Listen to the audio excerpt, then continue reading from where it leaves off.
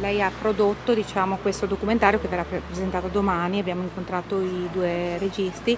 Com'è nata questa cosa? È nata da Barbara Mastroianni e l'intento era proprio di raccontare un Marcello privato, un Marcello a casa.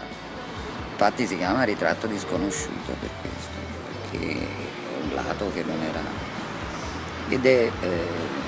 L'idea era proprio di mettere insieme le due sorelle che si sono conosciute quando è nata Chiara. Barbara è molto più grande di lei, e come hanno vissuto tutte e due le sorelle questo babbo inafferrabile e afferrabilissimo, affettuosissimo. Ecco che ne esce fuori un personaggio anche umile, mi dicevano i due registi. Lui lo era sia se faceva la dolce vita, era una persona così, era un uomo gentile, una persona affabile, molto semplice, che è strano perché se uno pensa è proprio un simbolo di eleganza, ma è sempre stata una persona molto pacata, molto modesta. Ecco, che senso ha dedicare oggi un intero festival per i giovani a un attore del genere? Non lo so, Marcello è stato, a mio avviso, forse nel cinema il fenomeno più alto che c'è stato nel nostro paese. Lasciamo perdere attori grandissimi, anche oggi ci sono da Servillo ai giovanissimi Germano, che sono i grandi attori. Marcello è stato un simbolo.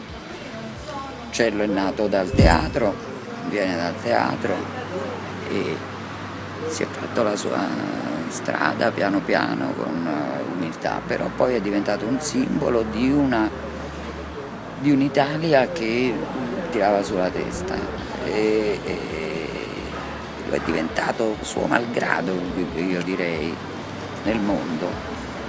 Non c'è stato nessuno così popolare. Io quando ho girato con lui in Unione Sovietica mi ricordo che chiamavamo la notte per fare le telefonate, chiamavamo il centralino e per passare avanti, perché c'erano delle attese mostruose, dicevo a Mastroianni, e le centraliniste Marcella erano beate di passare.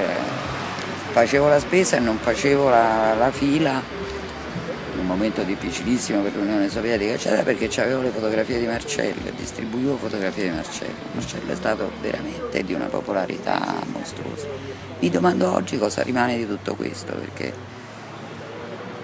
il nostro paese si distingue per la cattiva memoria e temo che se chiedessimo ai 1500 ragazzi che sono qui chi di voi ha visto un film con Marcello Mastroianni, probabilmente avremmo l'amplè di persone che non hanno mai visto Marcello. È molto difficile, però io penso che la cosa più importante sarebbe che questo paese riconquistasse le sue radici, quindi sono tagliata fuori l'altro.